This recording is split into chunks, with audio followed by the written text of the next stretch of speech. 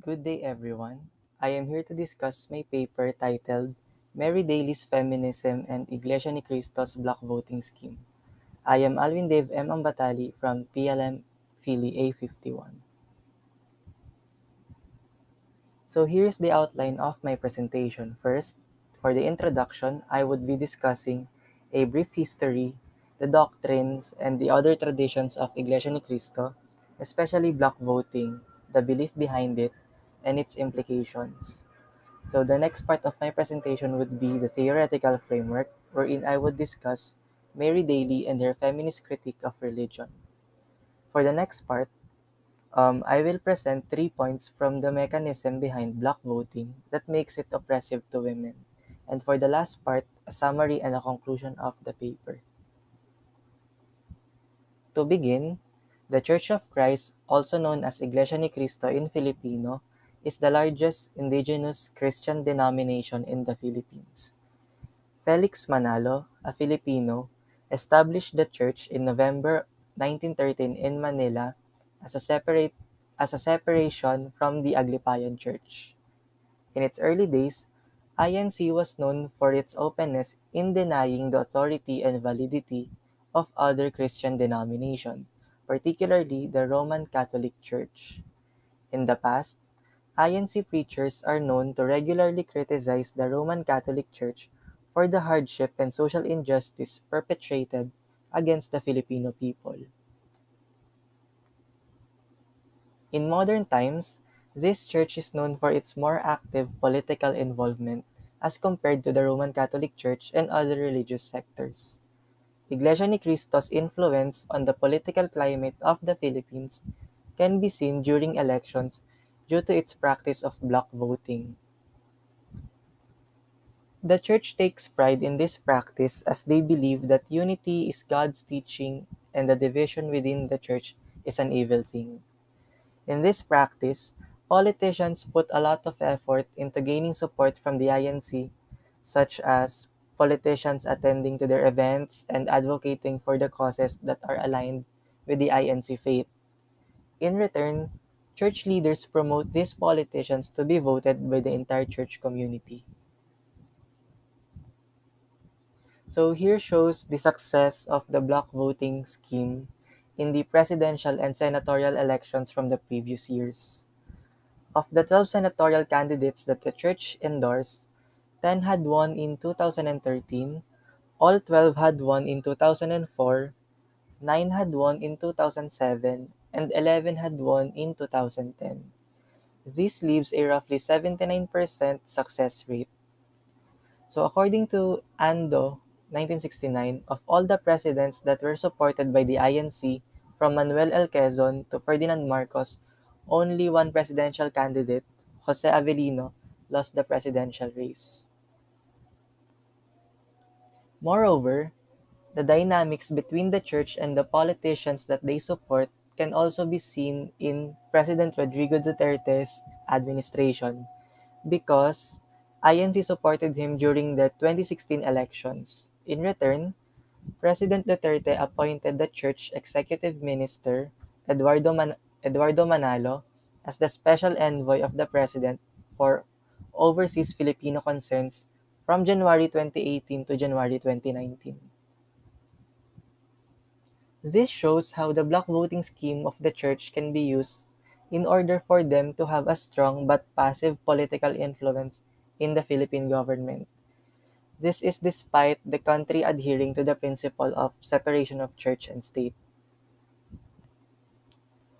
So, despite having the freedom to practice their beliefs, the political nature of this tradition makes it an important field of study, especially looking at it through feminist lens, since women as a vulnerable sector of Philippine society can be heavily affected by the outcomes of elections. Being said, the aim of this paper is to study the religious tradition of block voting using the lens of feminism. This can be done by answering the research question, how does INC's religious tradition of block voting becomes oppressive towards women? To answer, I will be using the feminist critique of religion by Mary Daly, to which I will be discussing next. So Mary Daly, a feminist critique of Christianity, believes that patriarchy was able to utilize religion in demonstrating power of men to women. In Daly's The Church and the Second Sex, which was published in 1968, she presented historical facts that supported her argument on how the Catholic Church uses its political power to oppress women in several ways, such as denying their right to vote, unequal legal rights on marriage, promoting a totalitarian family, which benefits the father more than the mother. These forms of oppression occur while the Church preaches women to be obedient and submissive. In this paper, I used oppression in the context of daily as a basis on how bloc voting could pose inequality on women. Using this framework, I argue that the bloc voting scheme of Iglesia ni Cristo can be used as a tool to oppress women. In the following slides, I would be presenting the bloc voting mechanism and how it is utilized to be unfavorable to women. So, Iglesia ni Cristo believes that any form of disagreement is against the will of God. The Church values unity among its members, especially during elections, as the Church votes as one. In the context of INC, bloc voting is defined as the act of religious leaders persuading its members to vote for a roster of candidates. However, persuading might not be the right word to describe how the bloc system works, to which I will discuss later. So it is also important to discuss the church hierarchy, because the roster of candidates that the church will be voting on will come from the central administration. The administration, which follows a hierarchy, has the Chief Executive Minister Eduardo V. Manalo, the current grandson of the church founder, as the highest position. The Church Council or Lupon ng Sanggunian, composed of 17 executive officials, handles internal matters. They are in charge of issuing circulars called tagubilin, which is where all church directives are written, from a particular church member's behavior to a list of endorsed political candidates. So Reed and Reyes stated that the presence of Iglesia ni Cristo in politics is mostly felt during a few months preceding the national elections. This intensifies when the church hierarchy releases its roster of candidates for whom its followers are to vote. The hierarchy usually announces the presidential, senatorial, and congressional candidates at the church gatherings a few weeks before election. So despite all this political involvement, female church members have no representation on this matter at all, since all church ministers and ministerial workers are all male. This is the case even though almost 49% or 1.3 million females are affiliated with the Iglesia ni Cristo, according to Statistica 2020. Because of this, female church members have almost no say when it comes to the candidates that the church will endorse during elections. However, there is no formal coercive structure in place to ensure that voters obey the hierarchy's orders. Being said, one might argue that Iglesia ni Cristo's bloc voting cannot be used as a tool to oppress women, since the voters still have the liberty to choose despite the church's endorsements. However, it is reported that the endorsement in the bloc voting is rather imposed instead of recommended. Iglesia ni Cristo uses persuasion by pointing to relevant passages from the Bible that support this tradition. The church uses the passage of John 17:11, 21 to 23, and 1 Corinthians 1:10 as a justification of bloc voting, which mainly talks about unity in the church. So this appeal to emotions got members of the church into following without any choice or confessing to church authorities when they failed to do so. The church then penalizes members who do not follow the roster of candidates through alienation or expulsion from the church. So what does this imply?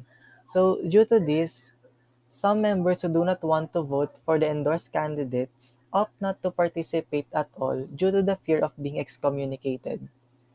Some members are vocal about not participating in the bloc vote but kept their identity hidden due to the fear of having their entire family being excommunicated. In some members, especially in the younger generations, they do not disclose their vote even to their household due to the fear of being outcasted even by their own families. So lastly, the practice of block voting also puts women in a disadvantage because it limits their opportunities in political participation. Block voting enables political alliances between candidates in the church hierarchy. Politicians put so much work just for them to get support from the church. In return, these candidates would then be asked on how the support will be reciprocated, especially when they won.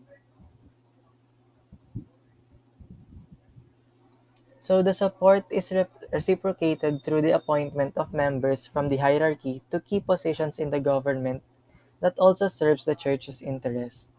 This can be seen in the time of Joseph Estrada since he appointed several prominent members of INC in different government agency as an act of giving back.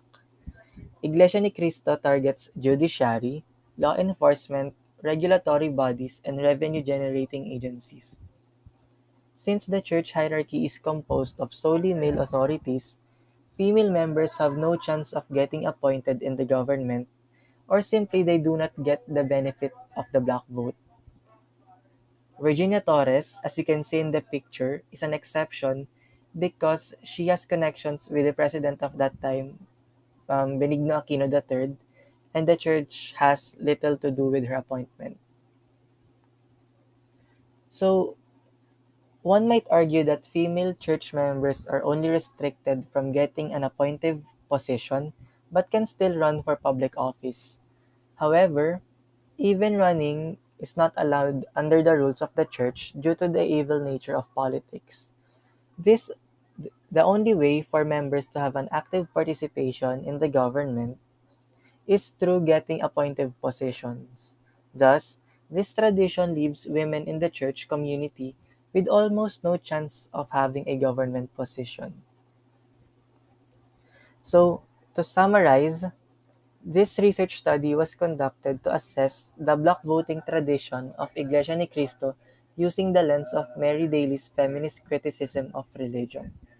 In the context of Daly, oppression means denying the rights of women and promoting inequality in favor of men by means of religion. Using this framework, I presented forms of oppression that are directly or indirectly associated with the practice of block voting.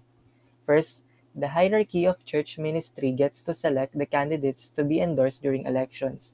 The problem with this is that the entire ministry is composed of male, despite almost 49% of the members being female. Next, the church imposition for strict adherence to block voting violates the church members' freedom to choose who they wish to vote for. Finally, the mechanism behind block voting limits women from participating in the government. Block voting works by supporting a candidate in exchange of an appointive position once the candidate gets elected. This limits women from participating due to number one, the church selects only men since the candidates will only come from the hierarchy, and number two, church members are prohibited from running for public office. To conclude, through Mary Daly's feminist criticism, it can be said that the block voting practice of INC can be used to oppress women. Despite the freedom of expressing religious beliefs, the political aspect of block voting makes it a subject of scrutiny and criticism. And that ends my presentation. Thank you very much.